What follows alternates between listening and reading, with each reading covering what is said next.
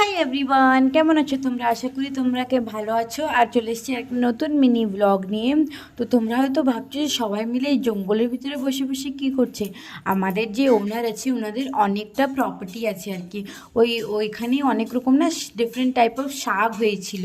তো সেটাই আমরা সানডেতে দেখে গেছিলাম, তো ওইটাই আমরা সবাই মিলে এখানে তুলতে এসেছি।